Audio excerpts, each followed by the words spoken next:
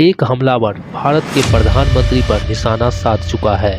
यह कोई आम स्थिति नहीं है, यह वो परिस्थिति है जिसके लिए देश के सबसे इलाइट सिक्योरिटी एजेंसी सालों तक तैयारी करती है। अगले कुछ सेकेंड में पूरा सिक्योरिटी सिस्टम एक्टिवेट हो जाता है। एसपीजी क्लोज प्रोटेक्शन टीम तुरंत प्रधानमंत्री को कवर करती है। स्नाइपर्स आसपास की ऊंची इमारतों पर मूवमेंट स्कैन करते हैं। क्विक रिएक्शन टीम अलर्ट हो जाती है।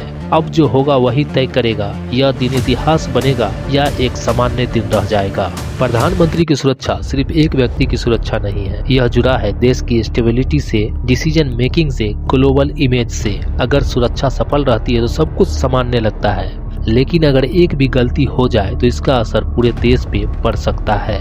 इसीलिए इस मिशन का नाम है जीरो फेल। भारत में प्रधानमंत्री की सुरक्षा की जिम्मेदारी होती है स्पेशल प्रोटेक्शन टीम एसपीजी, जिसका काम सिर्फ प्रधानमंत्री को सुरक्षा करना है। इसका गठन उन घटनाओं के बाद किया गया जिन्होंने देश को हिला दिया था। इंदिरा गांधी की हत्या, राजीव गांधी की हत्या, इन घटनाओं के बाद यह साफ हो गया, अब सुरक्षा में कोई कॉम्प्रोमाइज नहीं हो सकता। अब समझते हैं ये पूरा सिस्टम काम कैसे करता है। प्रधानमंत्री की सिक्योरिटी एक सिंगल लेयर नहीं होती, ये एक मल्टी लेयर सिस्टम होता है जिसमें शामिल है close protection, area security, snipers and surveillance, counter assault team और क्राउड इंटेलिजेंस।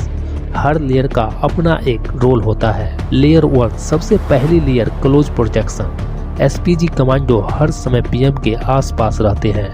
इनका काम है हर मूवमेंट को मॉनिटर करना और हर छोटी चीज को ऑब्जर्व करना, और अगर खतरा आए तो तुरंत रिएक्शन देना। अगर अटैक होता है तो वे अपने शरीर से शील्ड बनाते हैं। ये रिएक्शन सोच कर नहीं होता, ये उनकी ट्रेनिंग में ही सेट होता है। Layer 2 area security. पीएम के किसी भी इवेंट से पहले पूरे एरिया की चेकिंग होती है। ये काम इवेंट से कई दिन पहले शुरू हो जाता है। हर बिल्डिंग चेक होती है, हर एंट्री और एग्जिट वेरीफाई होता है, सीसीटीवी सेटअप किया जाता है, एक्सेस कंट्रोल लागू किया जाता है ताकि कोई भी अनऑथराइज्ड व्यक्ति अंदर ना आ सके। सिक्योरिटी एजेंसी हर पॉसिबल खतरे के बारे में सोचती है, जैसे अगर छत से हमला हो जाए, अगर भीड़ में कोई हथियार छुपा हो, अगर अंदर से थ्रेट आए। हर सिचुएशन के लिए पहले से प्लान होता है। तीसरी लेयर स्नाइपर एंड सर्विलियंस। ऊंची इमारतों पर स्नाइपर टीम तैनात रहती है। इनका काम है दूर से हर मूवमेंट पे नजर रखना, सस्पिशियस एक्टिविटी पहचानना और जरूरत पड़ने पर तुरंत एक्शन लेना। Layer 4 counter assault. अगर अटैक होता है तो ये सबसे अग्रेसिव लेयर होती है। काउंटर असॉल्ट टीम सीधे अटैकर की तरफ बढ़ती है। इनका काम होता है थ्रेट को खत्म करना और पीएम को खतरे से दूर रखना। ये रोल सबसे ज्यादा रिस्की होता है। Layer 5 crowd intelligence. अब सबसे इंटरेस्टिंग लेयर क्राउड इंटेलिजेंस। भीड़ में कुछ एजेंट आम लोगों की तरह मौजूद रहते हैं, कोई पहचान नहीं पाता। इनका काम है सस्पिशियस बिहेवियर पकड़ना, अनयूजुअल एक्टिविटी ट्रैक करना। कई बार अटैक यही डिटेक्ट हो जाता है शुरू होने से पहले ही। अब बात करते हैं पीएम कॉन्वे की।